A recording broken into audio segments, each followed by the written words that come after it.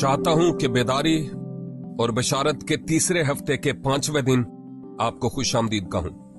जो कुछ आप आम तौर पर सुनते हैं, आज उससे जरा मुख्तलिफ मौजू पर बात करना चाहता हूं कि पैगाम में ईमान का क्या मकाम है। हमने पैगाम पर तो बात कर ली है कि वो मसीह की सलीब का है, और जब पैगाम सलीब को वाज़े तौर पर पेश किया जाए तो बाइबल मुकद्दस फरमाती है कि इस पैगाम में खुदा की कुदरत पाई जाती है और इसके वसीला से लोगों के दिलों में माफोकल फितरत ईमान पैदा होगा। मुझे याद है कि एक मर्तबा साबका रूस में कलाम सुना रहा था और मोल्दोवा की तारीख में यह पहली बार थी कि कोई नेशनल स्टेडियम में खड़ा होकर कलाम सुनाए।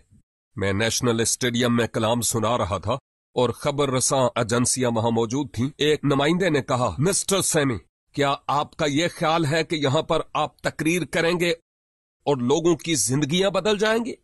वह एक दैरिये की तरफ से इस तरह का सवाल आना कोई मायूब बात नहीं थी, बल्कि आप ऐसे सवाल की तवक्के कर सकते थे कि मेरी तकरीर से क्या मुराद है। मैंने उससे कहा, यह मेरा ख्याल ही नहीं बल्कि ईमान है कि ऐसा होगा। इसकी वजह यह नहीं कि मैं बहुत अच्छा बोलता हूं या मेरे कुछ करने से ऐसा होगा, बल्कि जो पैगाम मैं पेश करूंगा उसकी कुदरत के वसीला से ऐसा होकर रहेगा। खुदा की कुदरत के वसीला से, जरा सोचिए, खुदा की कुदरत जो पैगाम सलीब में है उसके वसीला से ऐसा होगा। जब पैगाम सलीब को वाज़े तौर पर पेश किया जाएगा तो खुदा की माफोकल फितरत कुदरत वहां होगी। सुनने वाले के दिल में कुछ होता है और ये वो ईमान है जो उनके दिल में पैदा होता है। बाइबल मुकद्दस फरमाती है कि ईमान सुनने से पैदा होता है और सुनना मसीह के कलाम से। लिहाजा जब सलीब के पैगाम को सादा जबान में और रूह अल कुद्स की कुदरत से पेश किया जाए तो सुनने वालों के दिलों में ईमान पैदा होगा। इससे हमें मौका मिलता है और हमें मोहतात होने की जरूरत है कि लोगों को ईमान के साथ रद्द अमल का इजहार करने का मौका भी फराहम किया जाए। हम उनको सिर्फ मालूमात नहीं फराहम करते बल्कि चाहते हैं कि लोग ईमान का इजहार भी करें। मैं जानता हूं कि उस वक्त बहुत सारे लोग परेशान हो जाते हैं। मैं जानता हूं कि यीशु के बारे में लोगों को बताना चाहिए, लेकिन किसी को यह कहना कि यीशु पर ईमान लाए और अपना दिल उसको दे और यीशु के पीछे चले, ये एक मुख्तलिफ बात है। मैं नहीं कह रहा कि लोगों को मजबूर करें और ना ही आदमियों से कोई इज्जत चाहता हूं, बल्कि कई मकामात पर तो हजारों की तादाद में लोगों ने कलाम कबूल किया और कभी कभी तो कुछ भी नहीं नतीजा निकला। मुझे याद है कि एक बार स्कॉटलैंड में कलाम सुनाया और दिल से सुनाया और किसी ने कबूल नहीं किया। बाद में कई लोग मारे शर्मिंदगी के आए और कहा कि अफसोस कि हमने कोई मुस्बत रवैया नहीं दिखाया। मैंने कहा कि अफसोस की जरूरत नहीं, मैंने खुदा का काम दयानतदारी से किया तो बाकी काम खुदा खुद करेगा। खुदा खुद अपना काम करेगा।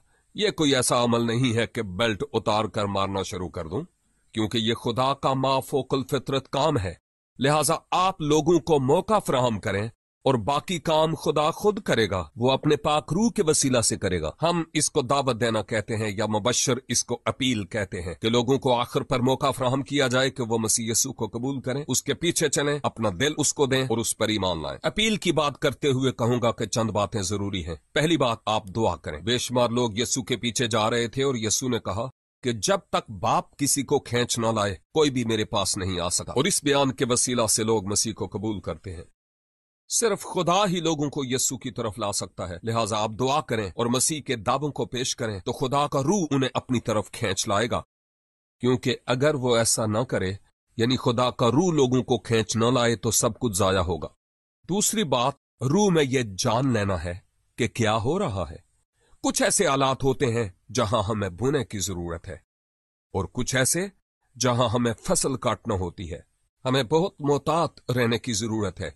जब मैं किसी से बात कर रहा होता हूं तो कभी कभी मैं अपील नहीं करता, क्योंकि शायद यह मुनासिब वक्त नहीं, लेकिन मैं ये जरूर जानता हूं कि उनसे क्या कहना है और बड़े वाज़े तौर पर उन्हें खुशखबरी सुनाता हूं। लेकिन ऐसे भी वाकयात होते हैं कि जब मैं किसी शख्स की आंखों में देखता हूं कि वो रद्द अमल का इजहार करने के लिए और मसीह को कबूल करने के लिए तैयार है। ऐसे हालात से फायदा उठाएं, खुशखबरी सुनाएं और उन्हें मौका दें कि मसीह को कबूल करें। और तीसरी बात, आप उनके लिए दुआ करें और खुदा से कहें कि वो उनकी जिंदगी को छुए और आप निहायत ही सादा सी दुआ में उनकी रहनुमाई करें जिसमें वो खुदा पर ईमान लाए। याद रखें कि ये ना तो कोई अल्फाज हैं, ना ही कोई रस्म, बल्कि किसी शख्स की जिंदगी में होने वाला काम है। इस पर भरोसा करें और उनकी जिंदगी में जो काम हुआ है उसका उनसे बयान करें, और वो और आप दोनों जानेंगे, और इस तरह से वो मसीह में परवान चढ़ेंगे। खुदा उनको बरकत देगा। और जब आप खुशखबरी सुनाते हैं तो हमेशा अपील जरूर करें, लोगों को मौका दें कि वो इस खुशखबरी को कबूल करें।